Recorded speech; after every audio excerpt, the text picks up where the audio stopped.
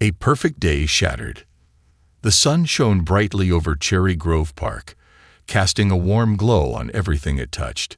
It was a perfect spring afternoon, filled with laughter, joy, and the scent of blooming flowers.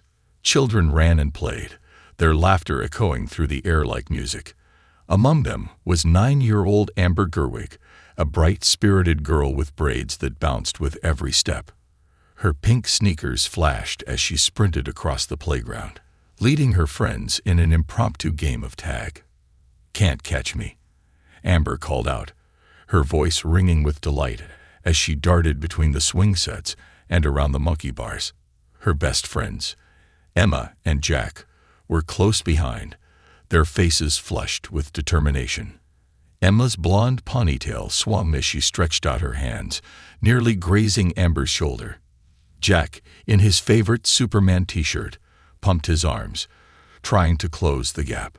"You're so fast, Amber," Emma laughed, panting as she tried to keep up. "Not fast enough," Amber called back, her voice full of playful confidence. For Amber, these moments felt magical, a time when she could forget everything and just enjoy being a kid. Nearby, Officer Camila Mendes, a new officer on the city's police force, was on her routine patrol. She had been assigned to Cherry Grove Park for the past few weeks and had become familiar with the neighborhood's rhythm. But today, something about the lively scene in front of her caught her attention. She watched Amber running, her laughter filling the air, but a nagging feeling began to grow in her chest. Officer Mendes couldn't quite put her finger on why she felt uneasy. Perhaps it was the way Amber moved, or maybe it was the girl's confidence and ease in her surroundings. As Mendes watched, her fingers unconsciously drummed against her belt, her gaze narrowing as she focused on Amber's joyful play. The feeling of discomfort gnawed at her until it became impossible to ignore. Unable to shake the suspicion forming in her mind, Officer Mendes made a sudden decision. Her hand tightened on her belt as she strode purposefully toward the playground.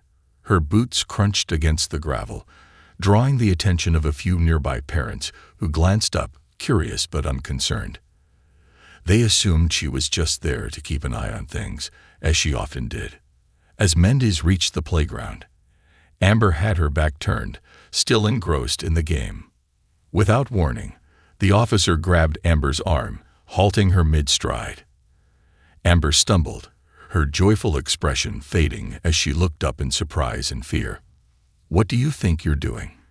Officer Mendes demanded, her voice cold and stern.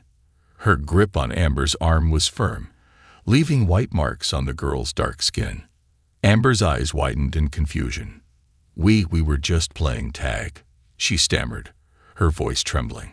She looked over her shoulder, searching for Emma and Jack, who had stopped in their tracks, their own faces mirroring her shock and fear. Emma stepped forward, her voice small but insistent. "Officer, that's our friend Amber. We're just playing. She didn't do anything wrong." Jack chimed in, his voice shaking with a mix of fear and frustration. "Yeah, we play here every day. She's not doing anything bad. Please, let her go." But Officer Mendes barely acknowledged them, her attention focused solely on Amber. "There have been incidents in this area," she said, her tone clipped. "I'm concerned about safety." Amber's small voice cracked as she pleaded, "I'm just playing with my friends. Please, I didn't do anything." "Stop crying and come with me," Mendes commanded, pulling Amber toward her squad car, which was parked just a few feet away.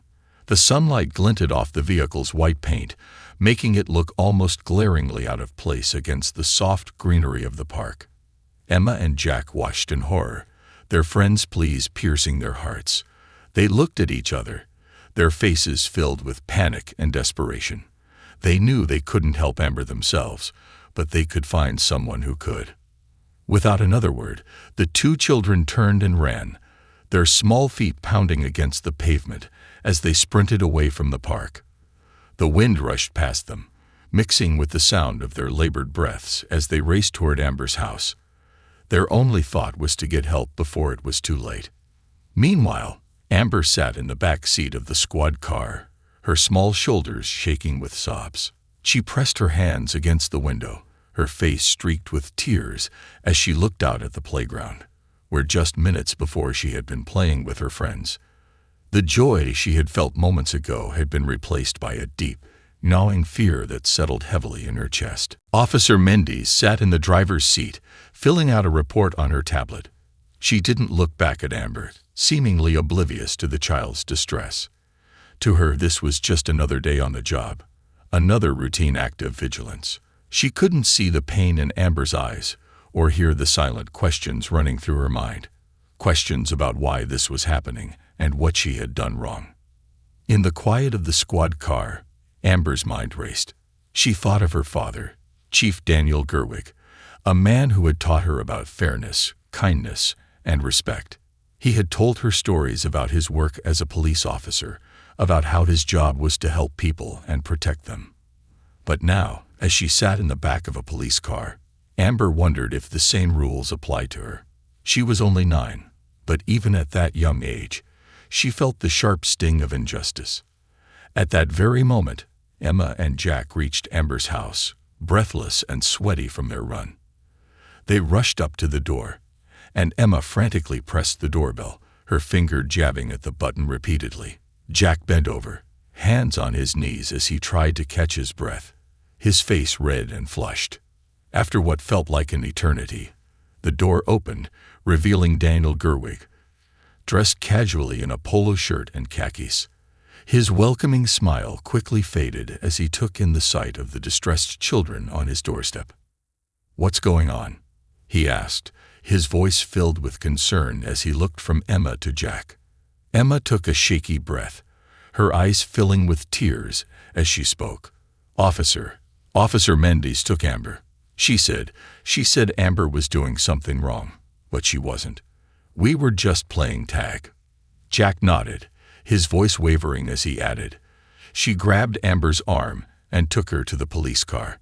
She wouldn't listen to us. She just took her." Daniel's face darkened, his jaw clenching as he processed their words.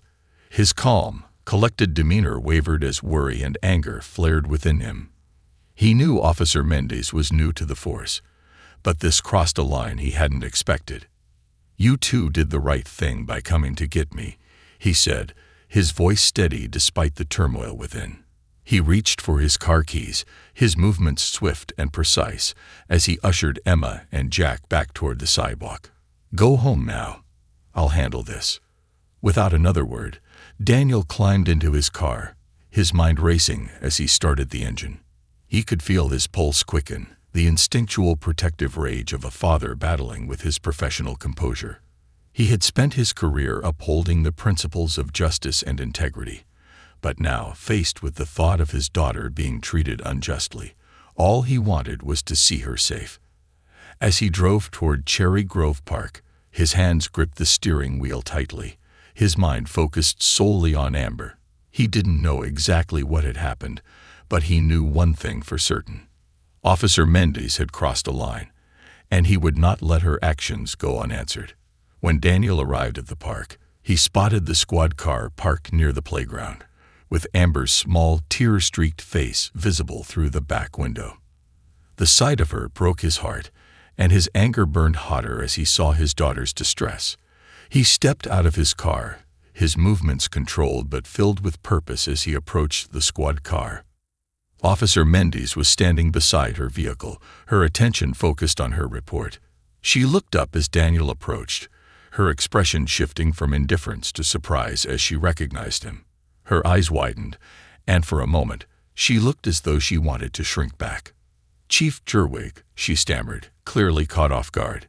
She fumbled with her words, her usual confidence faltering as she realized the gravity of her mistake. Daniel's gaze was cold and unwavering as he stopped a few feet away from her. He didn't raise his voice, but his tone carried the weight of both his authority as her superior and his fury as a father. "Officer Mendes," he said, his voice calm yet laced with steel, "I need you to explain to me why my 9-year-old daughter is in the back of your squad car."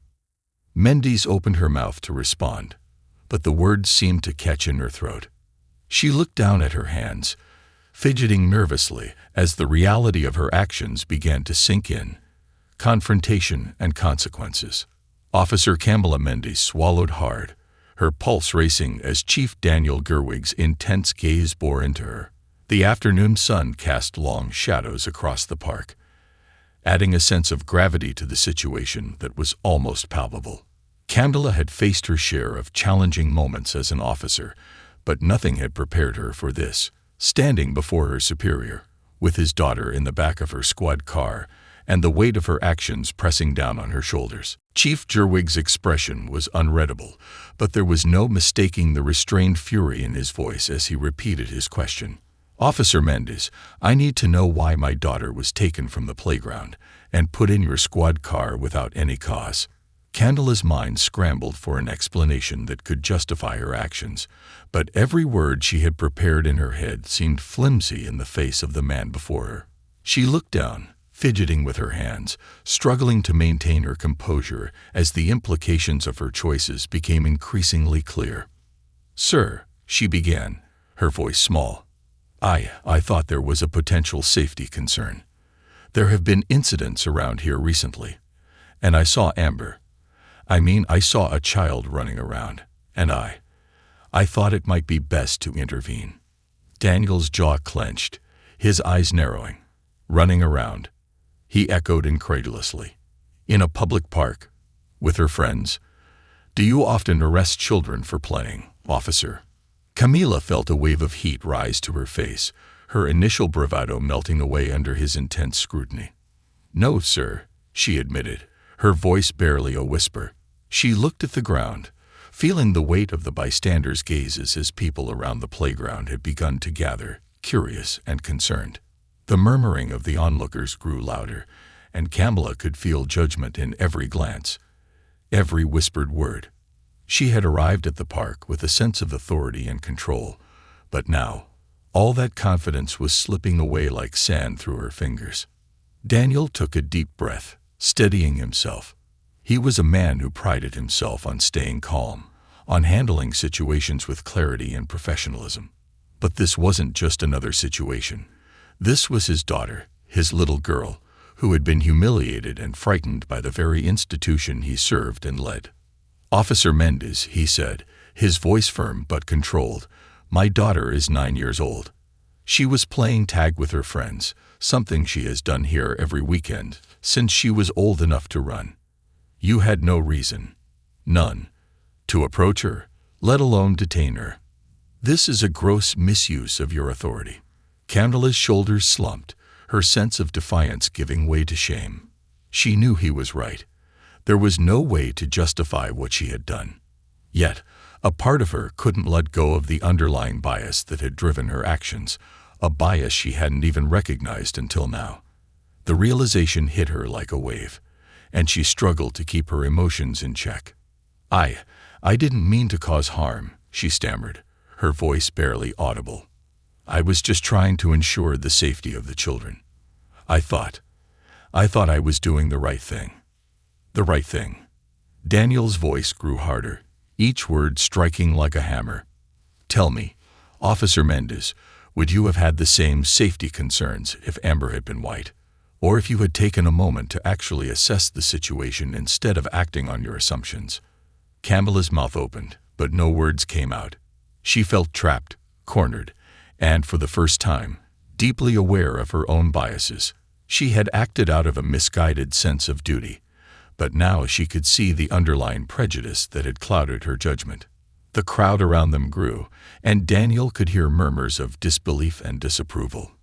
Parents held their children close, and a few took out their phones, capturing the tense confrontation.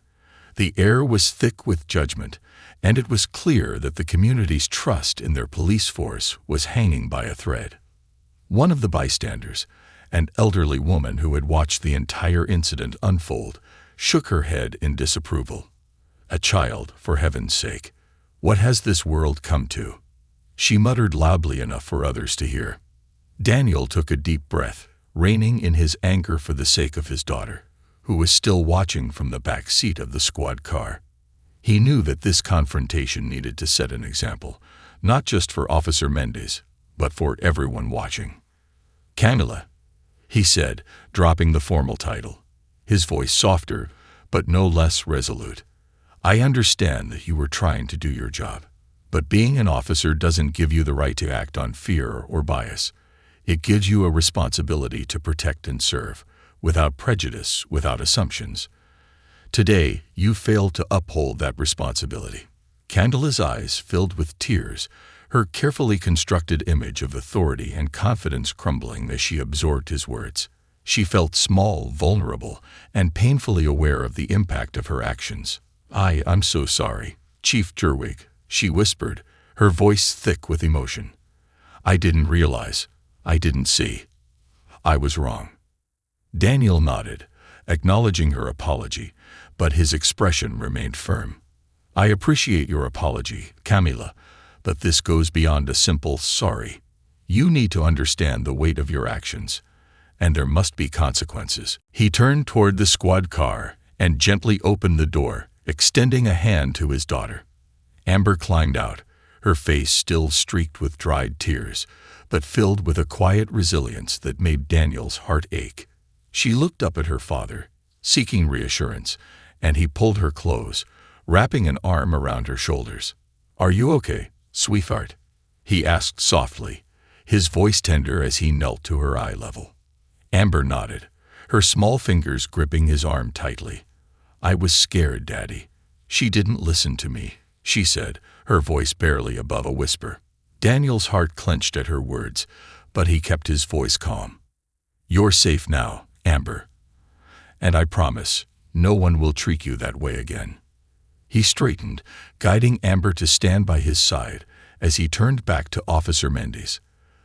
The silence in the park was thick, the weight of the confrontation sinking into everyone present. Candela stood rooted to the spot, her gaze lowered, her face flushed with shame as she faced both her chief and the community she had failed. "Officer Mendes," Daniel said, his voice carrying authority tempered with resolve, "I'll be notifying your supervisor about this incident. There will be an investigation, and appropriate disciplinary action will be taken. This isn't just about my daughter. It's about ensuring that every child, every person in this community, feels safe, regardless of their appearance." Candela's shoulders slumped even further, but she nodded, her voice a mere whisper. "I understand, sir. I'll accept whatever consequences are necessary." As Daniel turned to leave with Amber, a sudden thought crossed his mind. He looked back at Camilla, his voice softer, almost introspective. "I hope you take this as an opportunity to reflect, Camilla. Being a good officer isn't just about enforcing the law. It's about building trust, being part of a community. That's something we can't afford to lose." With that, he took Amber's hand and began to walk away, his heart heavy yet determined. The crowd parted for him, watching with a mixture of respect and solemnity as he guided his daughter away from the park and back to the safety of their car. He knew that this incident would leave a mark, not only on him and Amber, but on the entire community. As he helped Amber into the car and buckled her seatbelt, he saw the worry in her eyes begin to fade, replaced by a sense of security she only felt when her father was by her side.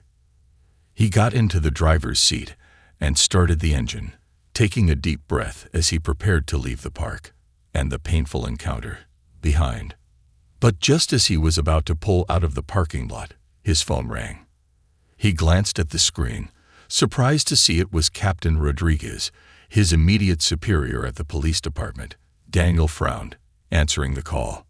"Chief Jerwig," came the captain's voice, tense and filled with urgency. "We have a situation, and I need you to get to it right away. Officer Mendez's son, Arthur, is missing. He was last seen at his school, but now no one can find him." Daniel's grip tightened on the steering wheel, the irony of the situation hitting him like a wave. Camila Mendez, the officer who had wrongfully detained his daughter, was now facing her own nightmare, a missing child. "I'm on my way," Daniel replied, his voice steady, even as a sense of dread filled him.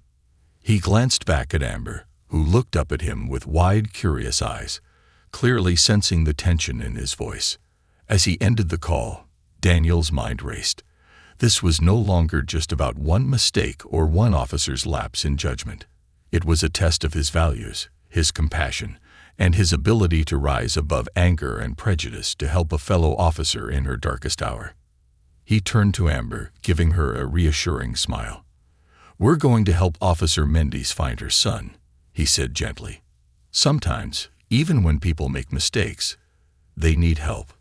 Amber nodded, her face thoughtful. She was young, but she understood the importance of kindness, of helping others, even those who had hurt you. As they drove off, Daniel's heart was filled with a mixture of emotions, but one thought remained clear. He would do everything in his power to help bring Arthur home safely, just as he would for any other child in his community. A desperate search begins. As Daniel drove toward Washington Elementary, his mind raced through the details of the call he'd just received. The irony of the situation wasn't lost on him. Just minutes ago, he had confronted Officer Camila Mendes, the woman who had wrongfully detained his daughter, and now he was rushing to help her find her own child. It was as if fate had thrown them both into a situation that forced them to see each other's humanity, no matter the wrongs committed. Amber sat quietly in the back seat, her small face still tinged with confusion and worry, though her tears had dried. She looked out the window, watching the familiar streets pass by. She had picked up on her father's urgency and understood, on some instinctive level, that they were heading into something serious. "Daddy, are we really going to help her?" Amber finally asked, her voice soft and hesitant.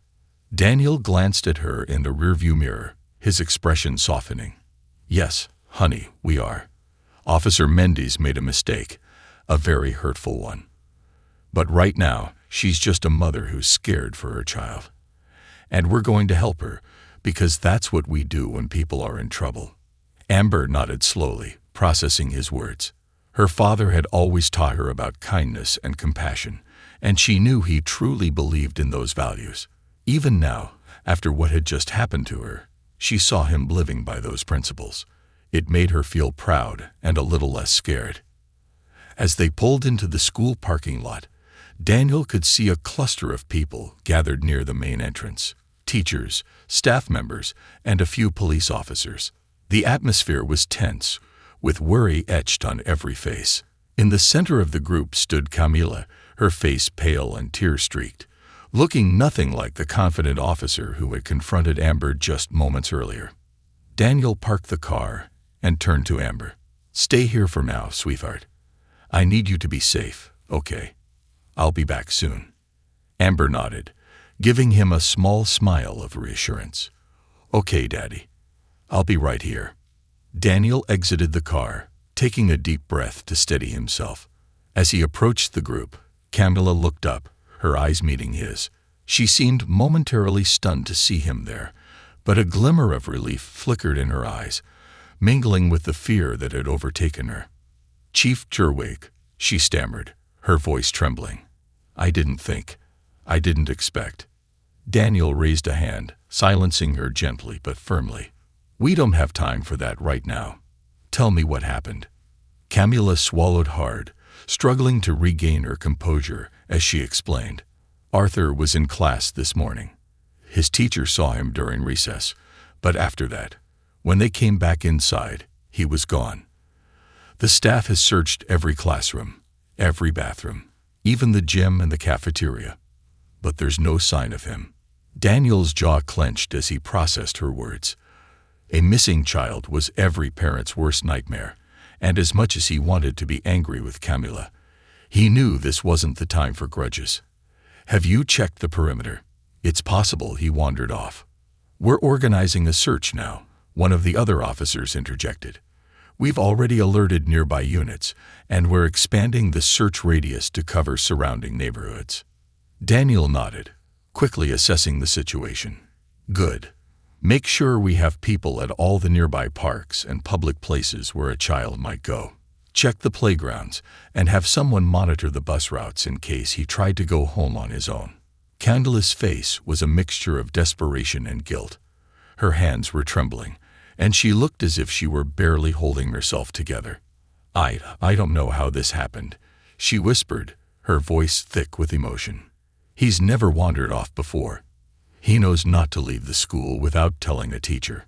Daniel placed a firm hand on her shoulder, his voice steady and comforting. "Kids sometimes do things we don't expect, especially when they're young. Right now, we need to stay focused and find him. We'll worry about the how and why later." Camilla looked up at him, her eyes glistening with tears. She nodded, visibly gathering herself, and straightened her shoulders, determined to help in the search for her son. Daniel could see the shift in her demeanor as she fought to overcome her panic. "Let's start at the playground and work our way out," Daniel suggested, guiding Camilla toward the area where Arthur had last been seen. Together, they moved across the school grounds, their eyes scanning every corner, every possible hiding place where a small child might seek refuge. The playground was eerily empty, the swings swaying slightly in the breeze, as if haunted by the absence of the children who usually filled it with laughter. Daniel could see the area where Amber had been playing earlier, and the memory of her innocent joy twisted painfully in his heart. He was reminded of how easily a moment of happiness could be shattered, as it had been today. They searched in silence, each lost in their thoughts.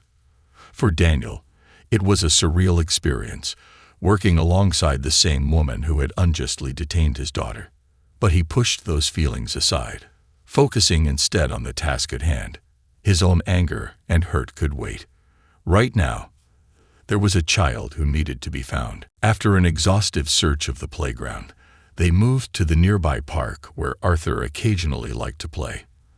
The park was a small, peaceful spot with a duck pond and a few scattered benches. It was the kind of place families often visited on weekends, and Daniel remembered taking Amber there when she was younger. As they walked along the path, scanning the bushes and under the playground equipment, Daniel could feel Camilla's tension growing with each passing second. Her breaths were shallow, her gaze darting frantically in every direction, as if she could will her son to appear by sheer force of will. "Arthur," she called out, her voice breaking. "Arthur, honey, it's Mommy. Where are you?" There was no response, only the quiet rustling of leaves and the distant sound of traffic. The silence was unbearable, and Daniel felt the weight of it pressing down on them both. "Try to stay calm, Camilla," he said gently. "Kids are resilient. We'll find him." Camilla nodded, but her face betrayed the fear that was consuming her. I can't lose him, Chief. He's everything to me. After his father, it's just been the two of us. I don't know what I'd do if anything happened to him." Daniel felt a pang of empathy as he listened to her words.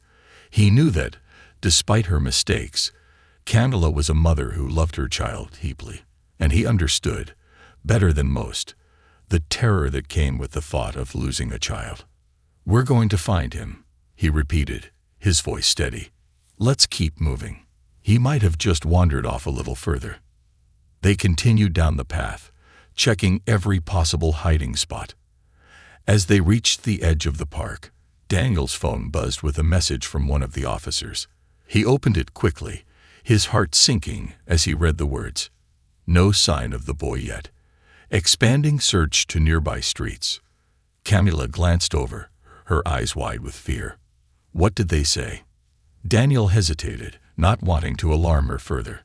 "They're broadening the search area. They're going to check the streets around the school and park." Camilla's face paled, her hand shaking as she gripped her phone tightly. She stared down at the screen, her eyes unfocused, as though trying to make sense of everything. "I can't believe this is happening. He's just a little boy. He wouldn't run off like this. Not without telling me." "Sometimes kids do things that surprise us," Daniel said, his voice gentle but firm. "All we can do is stay calm and keep looking." As they continued searching, Daniel couldn't help but notice how Camilla's demeanor had changed. The officer who had been so assertive, even harsh, with Amber was now vulnerable, exposed, and deeply human. She was no longer the figure of authority. She was a mother in distress, desperate to find her child. And for Daniel, it was a reminder of the fragility that connected them all, regardless of rank, race, or past mistakes. They finally reached the far side of the park, where a small, secluded grove of trees bordered the fence line. The area was quiet, with only the faint chirping of birds breaking the silence. Daniel scanned the area, his sharp gaze missing nothing. Just as he was about to turn away, he caught a glimpse of something, a flash of color in the shadows beneath a large tree. He held up a hand to stop Camila, his heart pounding. "Wait, I see something." Camila's breath caught as she followed his gaze, her eyes widening as she spotted the faint outline of a small figure curled up at the base of the tree. Without another word, they both hurried toward it, their steps quickening as hope surged within them. As they drew closer, Daniel's heart skipped a beat. It was Arthur, his small form huddled against the tree, his knees drawn to his chest, his face hidden in his arms. The boy looked exhausted, his clothes rumpled, and a thin layer of dirt on his hands and cheeks. But he was there, alive and safe. Camila fell to her knees beside him, her hands reaching out to pull him into her arms. "Arthur, oh my baby, thank God you're okay," she whispered, her voice choked with relief as she hugged him tightly. Arthur looked up, his face pale but his eyes wide with surprise and relief as he recognized his mother. "Mommy," he murmured, his voice small and weary. "I'm here, honey. I'm right here," Camila said, her tears flowing freely as she held him close, her hands gently stroking his hair.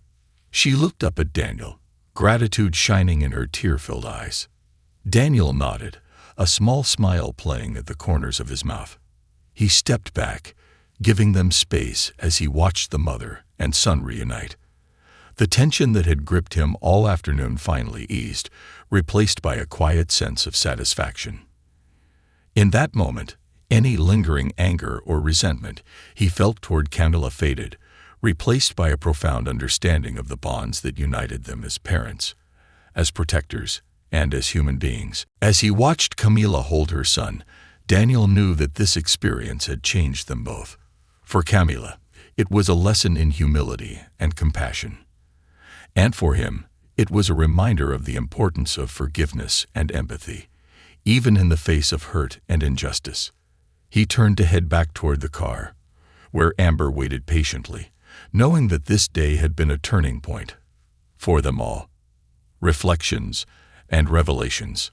As Daniel walked back toward the parking lot, leaving Camila and her son Arthur to share their quiet moment of reunion, he felt an unusual heaviness settle over him. The weight of the day, the confrontation with Officer Mendes, the frantic search for her child, and the unexpected twist of finding Arthur safely nestled under the tree, stirred something deep within him. This wasn't just about a police officer overstepping her boundaries with his daughter, or even about a mother fearing for her child. This was about confronting the hidden biases and systemic issues that had been simmering beneath the surface for years, both in his department and in the world around him.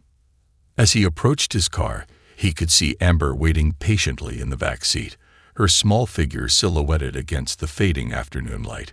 She looked up as he approached, her eyes full of curiosity and perhaps a bit of worry. Her young mind was grappling with everything that had happened that day, trying to understand the complexity of a world that had, until now, seemed straightforward and safe. Daniel opened the door and slid into the driver's seat, giving her a reassuring smile.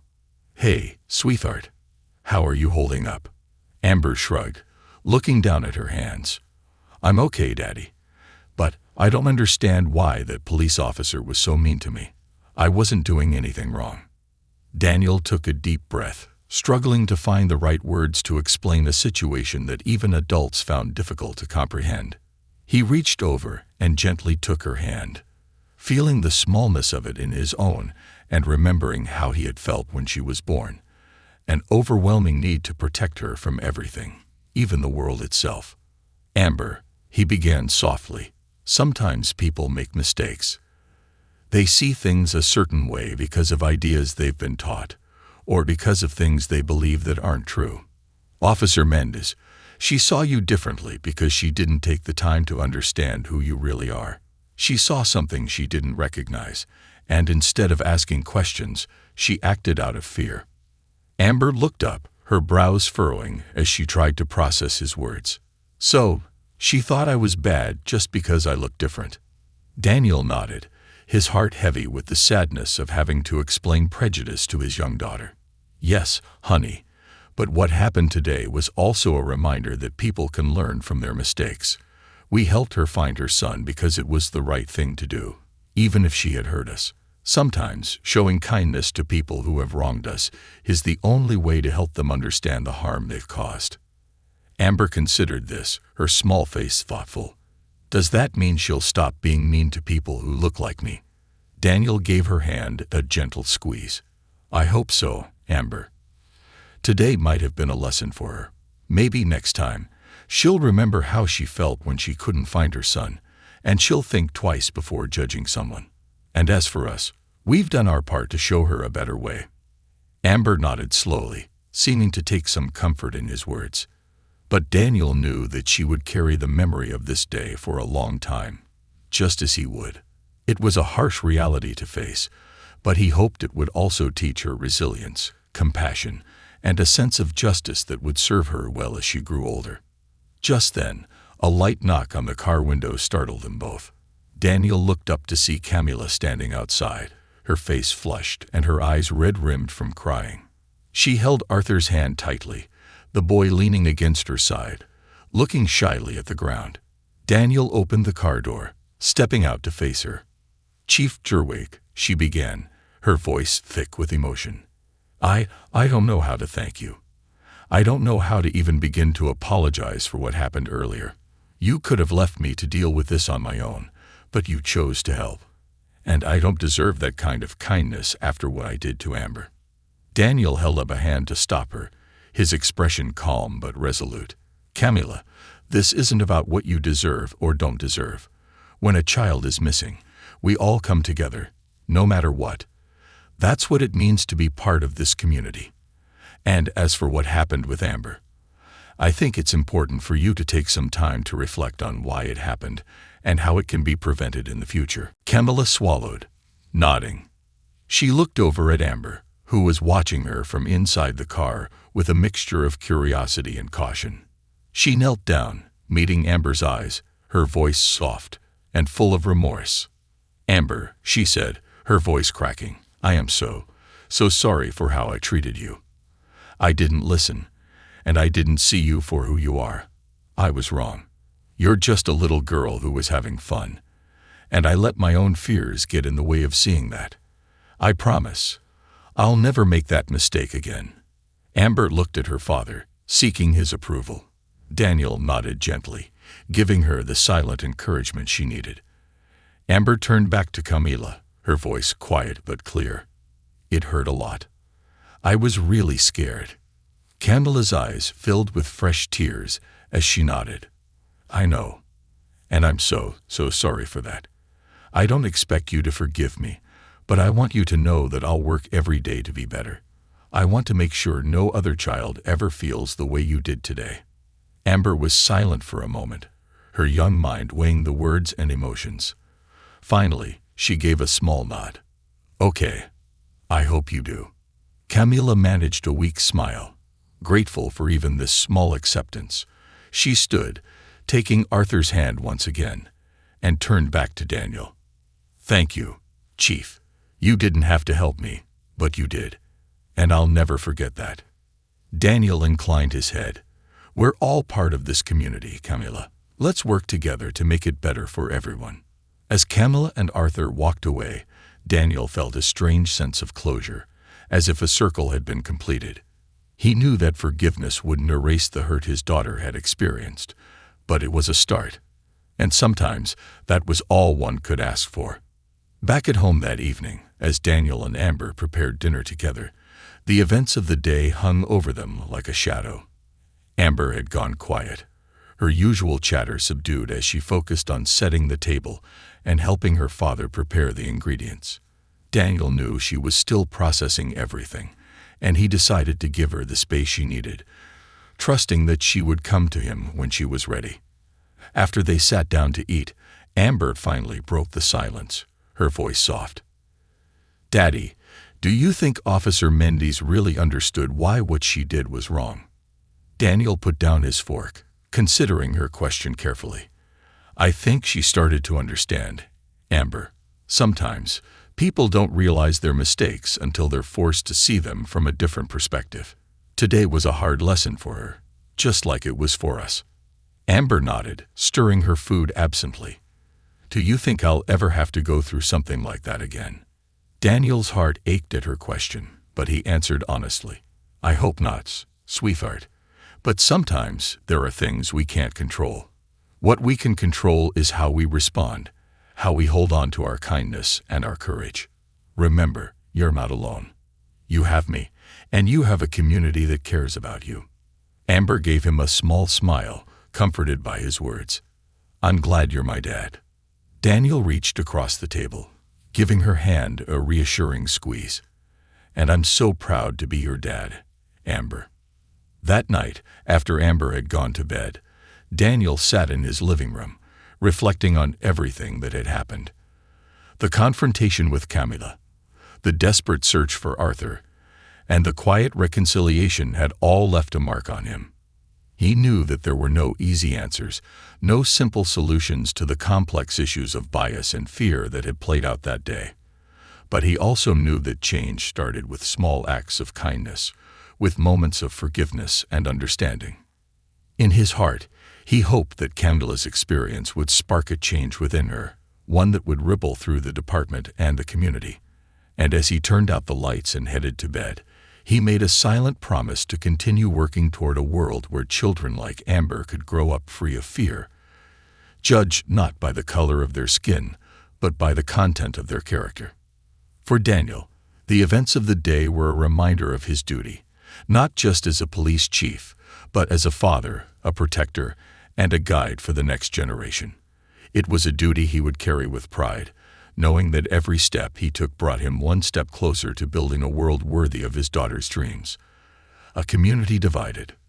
The next morning, Daniel Gerwig arrived at the Fairfield Police Department earlier than usual. The events of the previous day had left him feeling both reflective and determined. He had spent much of the night contemplating what changes needed to happen in his department and how he could ensure that incidents like the one with Amber would never occur again. As he walked through the precinct's familiar hallways, he sensed a tension in the air.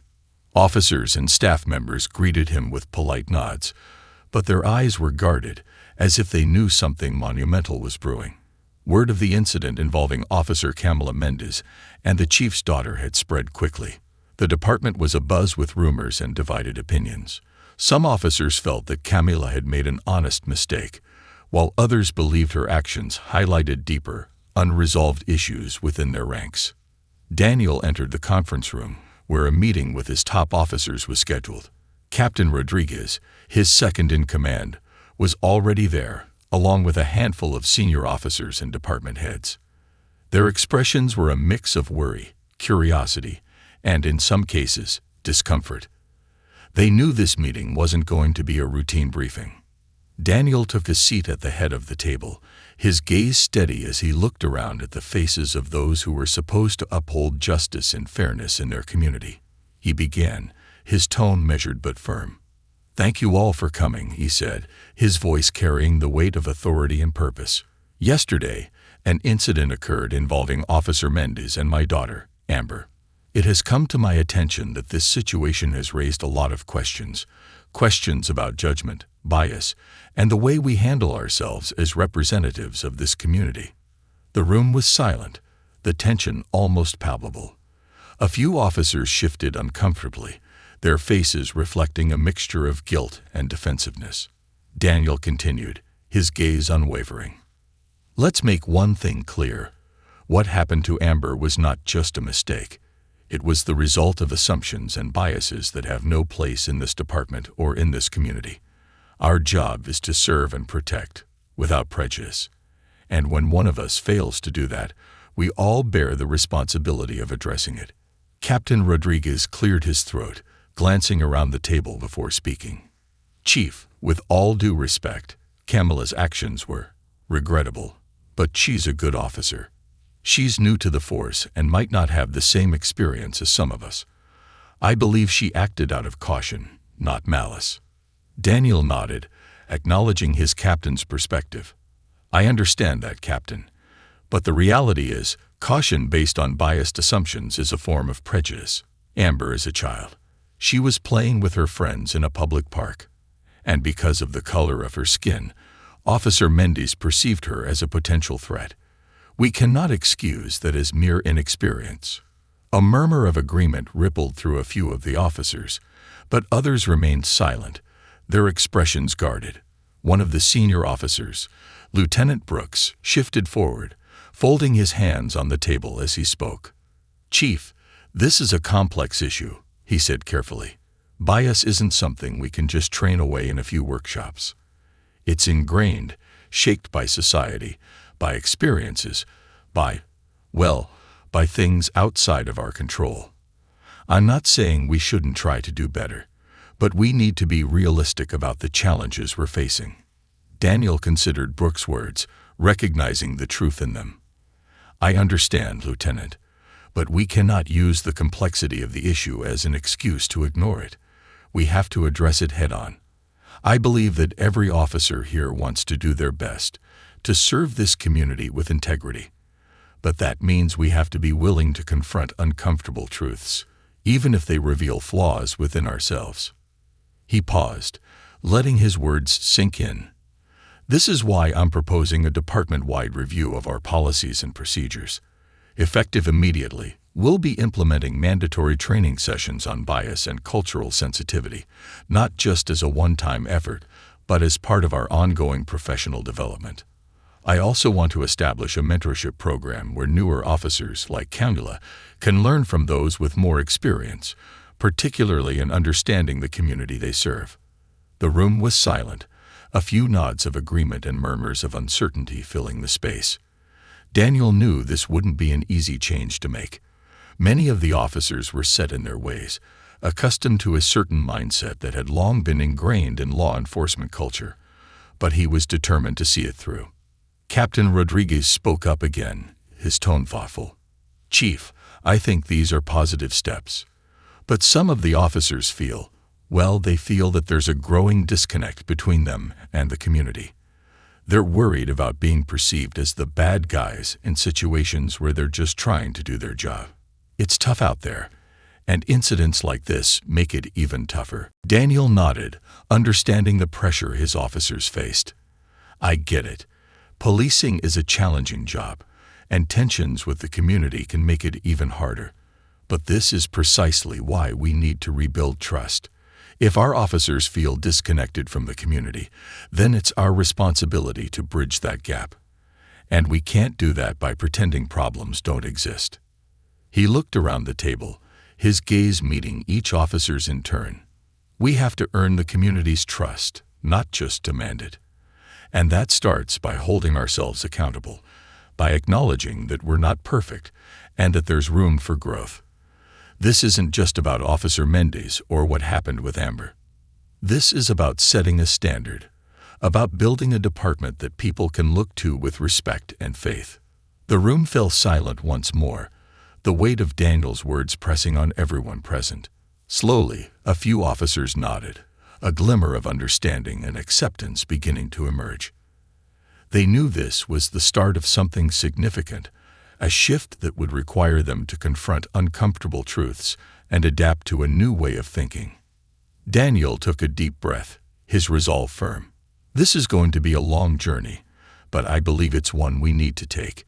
We owe it to the community, to ourselves, and to the next generation of officers who will carry this legacy forward. Later that day, after the meeting had concluded, Daniel found himself sitting alone in his office, his mind still buzzing with thoughts. The meeting had gone as well as he could have hoped, but he knew the real work was just beginning. Changing a culture was no easy feat, and he would need every bit of his strength and patience to see it through. His thoughts were interrupted by a soft knock on his office door. He looked up to see Candula Mendes standing there, her expression uncertain. She had come dressed in plain clothes, having taken the day off after the events of the previous day. But the haunted look in her eyes told him that the experience was still weighing heavily on her. "Chief, "May I come in?" she asked, her voice tentative. Daniel gestured for her to enter, and she closed the door behind her, taking the seat across from him. She hesitated, her fingers nervously twisting a strand of her hair as she struggled to find the right words. "I just wanted to say thank you again for everything you did yesterday," she began, her voice barely above a whisper. "I know I don't deserve it, but you didn't just help me find Arthur. You opened my eyes." Daniel regarded her quietly, waiting for her to continue. Candela took a deep breath, her gaze dropping to her hands. "I've been thinking a lot about what happened with Amber," she continued, her voice breaking slightly. "And I realized that I didn't see her for who she was. I saw her as a threat because she looked different, because I let my own biases get in the way. I've never been forced to confront that part of myself before. It's not easy to admit that, but I know it's true." Daniel nodded, appreciating her honesty. "Acknowledging it is the first step, Candela. It takes courage to look at ourselves in the mirror and see the flaws we try to hide." She looked up at him, her eyes brimming with gratitude and regret. "I want to do better, Chief.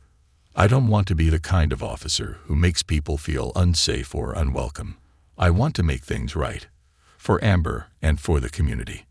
Daniel leaned forward, his expression compassionate but firm. "Then start by holding yourself accountable every single day. Recognize those moments when bias tries to take control and fight against it.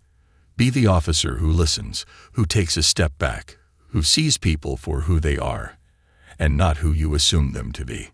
Camila nodded, determination settling in her eyes. "I will. And, if it's possible, I'd like to be part of the mentorship program you mentioned in the meeting. I want to learn from the experienced officers, from people like you, so I can become better." Daniel felt a surge of respect for her, seeing the sincerity in her words.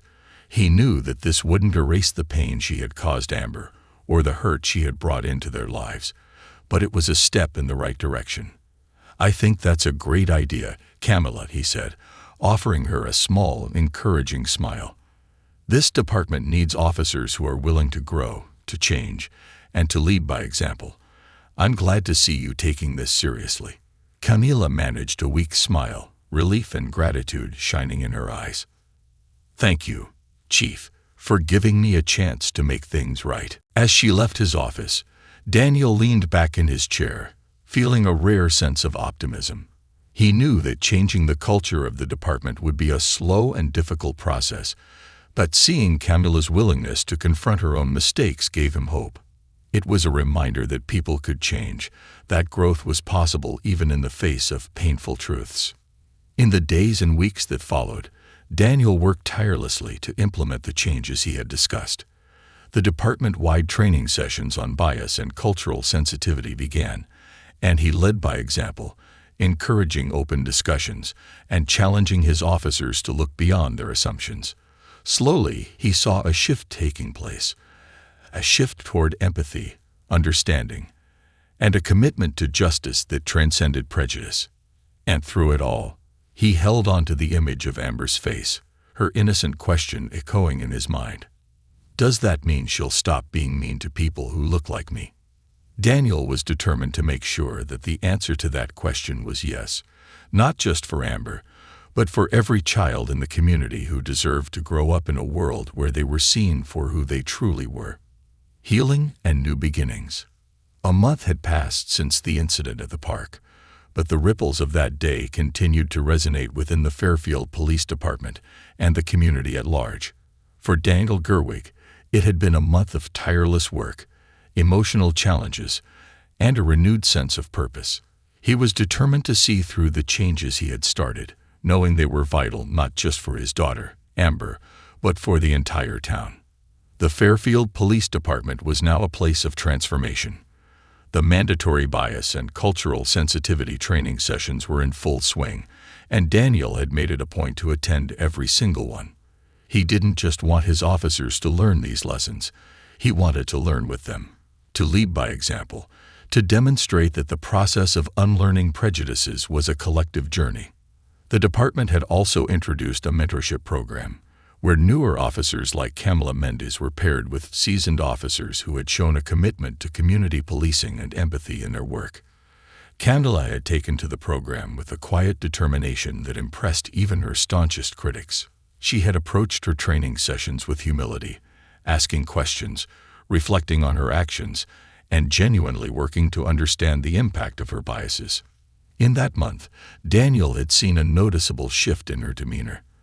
The once confident, sometimes impulsive young officer had become more introspective, careful, and thoughtful in her actions. She had even reached out to Amber to apologize again, a gesture that touched both Daniel and his daughter.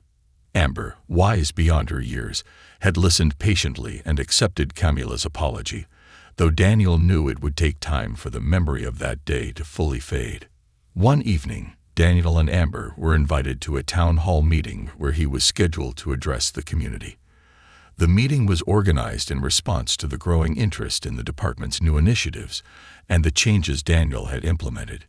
News of the incident had spread widely, sparking debates on local forums and even attracting the attention of neighboring towns curious about Fairfield's commitment to reform. The town hall was held in the community center, a modest but welcoming space decorated with banners from local events, and it was filled to capacity. Parents, teachers, business owners, and even students had gathered, each of them eager to hear from their police chief. Daniel entered the hall with Amber by his side, feeling a surge of pride and determination. He had brought her along as a reminder of why he was doing this. Amber, his daughter, represented the future he wanted to protect, a future free from fear and prejudice. As they took their seats, Daniel noticed Kamala sitting quietly at the back of the room.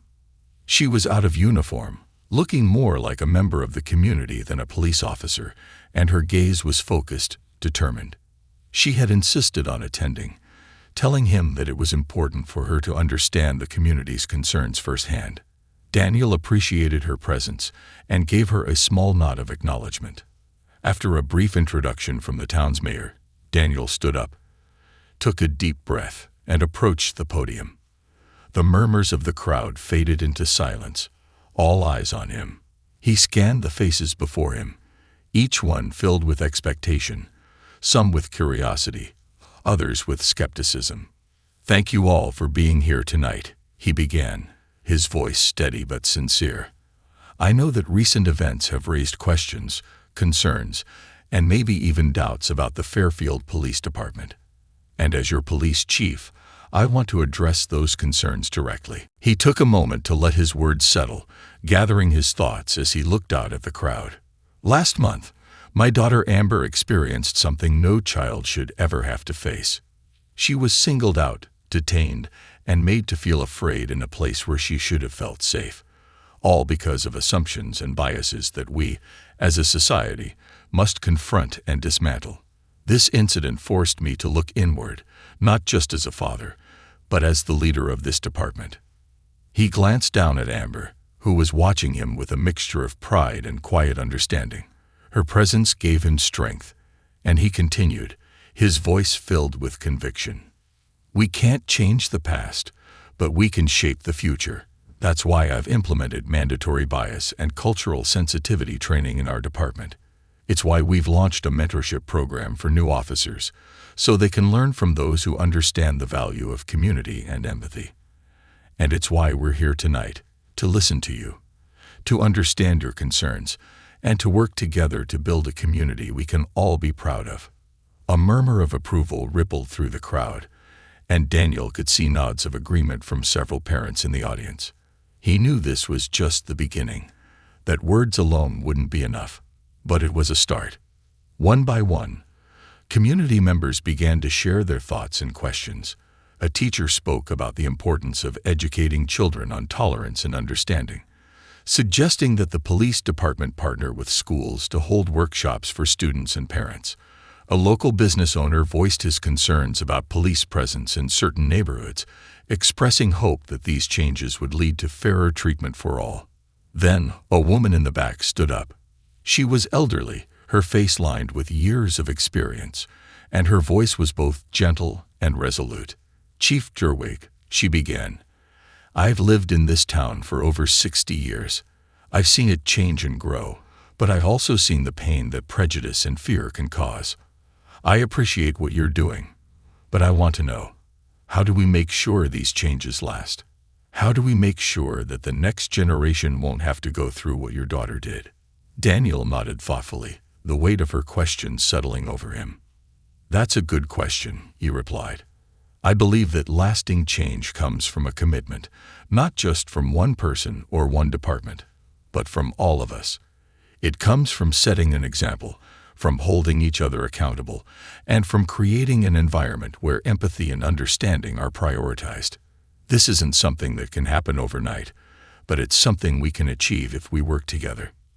The woman nodded, her face softening with approval. Daniel knew that her question wasn't just for him.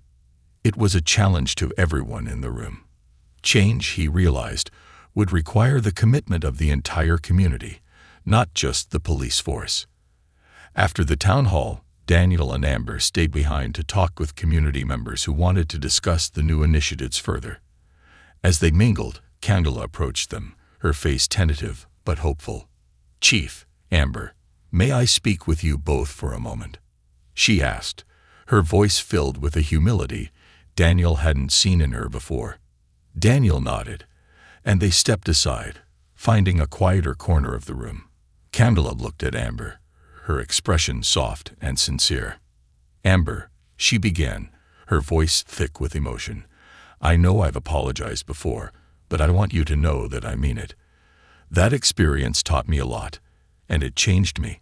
I've been working hard to understand why I acted the way I did, and I want you to know that I'm committed to doing better, to being the kind of officer who protects people, not scares them. Amber looked up at her father, her young eyes filled with understanding and compassion. She then turned to Camila, offering a small but genuine smile. Thank you for saying that. I believe you. Candela's eyes glistened, clearly moved by Amber's forgiveness. She nodded gratefully, glancing at Daniel. Chief, I want you to know that I'm here for the long haul. I'm ready to learn, to grow, and to become the kind of officer that this town can be proud of. Daniel placed a reassuring hand on her shoulder. I know you are, Camila, and I appreciate your willingness to confront your mistakes. It's not easy, but it's necessary. We're all in this together, and I'm here to support you in any way I can. Camila nodded, a sense of peace and purpose settling over her. She said her goodbyes and left, leaving Daniel and Amber to reflect on the night. As they walked to their car, Amber slipped her hand into her father's, looking up at him with a thoughtful expression. Daddy, do you think people can really change? Daniel smiled, touched by her innocence and wisdom. Yes, sweetheart, I do. But change doesn't happen by itself. People have to want it. They have to work for it. And sometimes they need a little help along the way. Amber nodded, her face brightening with understanding. Then I think Officer Mendes is going to be okay. Daniel squeezed her hand, his heart swelling with pride. I think you're right, Amber. They drove home in comfortable silence, the night filled with a sense of hope and healing. For Daniel, this journey was far from over, but he knew that the path forward was one of purpose and resilience. He had witnessed the beginning of a transformation, not just in his department, but within himself and his daughter. As they pulled into their driveway, Daniel looked over at Amber, a promise forming in his heart. A promise to continue fighting for a better world, a world where every child, including his own, could grow up free from fear, judged only by the content of their character. In the end, the events of the past month had changed him deeply, teaching him that justice and compassion were not ideals to aspire to. They were actions to be lived every single day. And with his daughter by his side, he knew he had the strength to carry that torch forward, lighting the way for those who would follow.